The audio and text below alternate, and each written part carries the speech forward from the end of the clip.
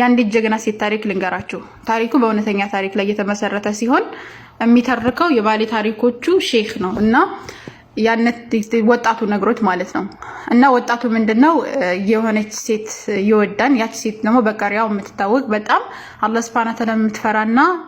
ለድኗ በጣም ጀግና የሆነች ሴት ናት ይቺን ሴት ለማግባት ሲልክ ሽማግሌ አልፈልግህም ብላ ተመልሷለች ምክንያቱም እሱ በቆንጅናውና በሀብቱ የሚታወቅ ሰው ስለነበረ ሴቶች ይፈልጉት ነበር ሴቶች ስለፈለጉትኝ እሷ ግን አልፈልግም ስላለችው በጣም ተናደደና ለያዘው ከዛ በኋላ እሷ ማናትኝና እምቢ የምትለው ስለዚህ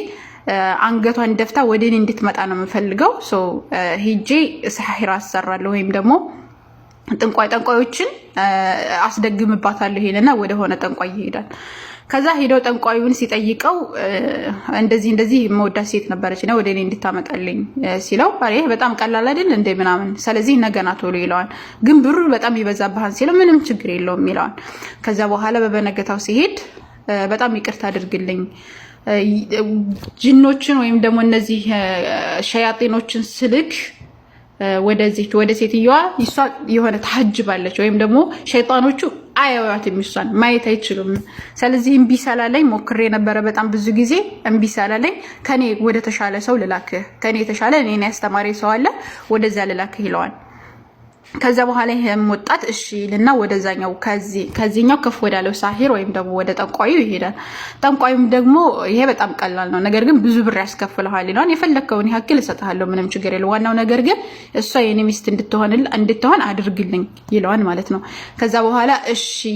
ይልና አሁንም ነገ ነው ይለዋል በበነገታው ሲሄድም አሁንም ተመሳሳይ የሆነ ከዚህኛው ሳሂር ጋር ተመሳሳይ የሆነ መልስ ይመልስለታል በጣም በሆነ ነገር ተሐጅባለች እኔ ላያት አልቻልኩም ደጋሚዎችንም ልክ የማንነቶችንም ልክ የነበረ ሸያጢኖችን ልክ የነበረ ነገር ግን በሆነ ነገር ተሐጅባለች በፍጹም ላያት አልችልም ወይም ተከልላለች ቢሆን ከልላታል ወደሷ ሲደርሱ እሷን የሚከልል ነገር በጣም ትልቅ ቦታ አለና እሱን ሰላልቻልን ከኔ በላይ ወደ ሆነ ሳሂር ልላክህና እዛ ሄደህ ድግምት ማሰራት ትችላለህ ይለዋል ከዛ በኋላ እሺ ልና ከሱ ያንኛውን ያስተማረው ድግምት ያስተማረው ሰውዬ ጋር ይሄዳል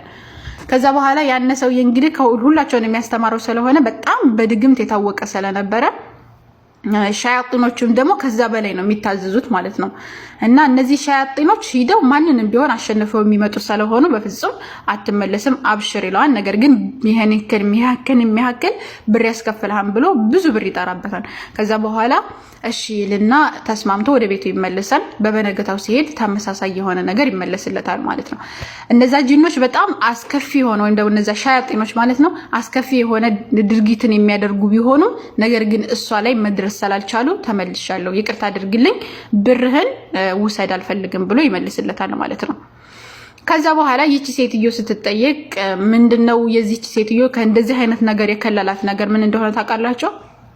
ሱረቱል በቀራን በየቀኑ ተቀራ ነበር አላህ መልእክተኛ አለይሂ ሰላቱ ሰላም በሐዲሳቸው ምን ይላሉ اقرأوا سورة البقرة سورة البقرة انقروا في بيوتكم ببيتاتكم فإن الشيطان لا يدخل بيتا يقرأ سورة البقرة فيه سورة البقرة የሚቀርበት ቤት እኮ ሸይጣን መግባት አይችልም ብለው ያላህ መልእክተኛ አለይሂ ሰላቱ ሰላም ተናግረዋል እና ይቺ ሴትዮ ያላህ መልእክተኛ አለይሂ ሰላቱ ሰላም ያሏትን በመተግበሯ አላህ Subhanahu Ta'ala ከእንደዚህ አይነት ሙሲባ ጠበቃት ማለት ነው ያን ሰውዬም ተውበት አድርጎ ወደ አላህ ተመለሰ በሷ ሰበብ ማለት ነው ገብታችኋል ስለዚህ እኛም በመንችለው አቅም ሱረቱል በቀራን መቅራት አንርሳ አፍካሩ ሰባህ ወልመሳ አንርሳ አላህ Subhanahu Ta'ala እሱም በማውሳት ላይ ያግዘን اللهم أعنا على ذكرك وشكرك وحسن عبادتك الله يحفظكم والسلام عليكم